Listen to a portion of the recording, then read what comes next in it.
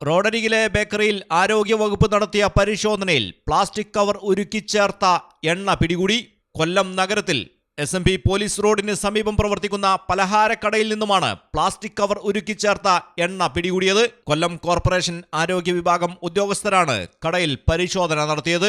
സ്ഥാപനത്തിന് രേഖകളോ ഇതര സംസ്ഥാനക്കാരായ തൊഴിലാളികൾക്ക് ആരോഗ്യ കാർഡോ ഉണ്ടായിരുന്നില്ലെന്ന് ഉദ്യോഗസ്ഥർ പറയുന്നു.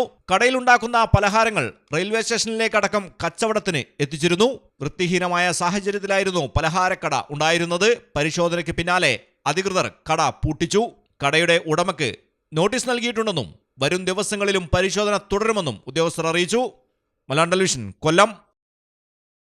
Delhi International School, where every learner is a leader.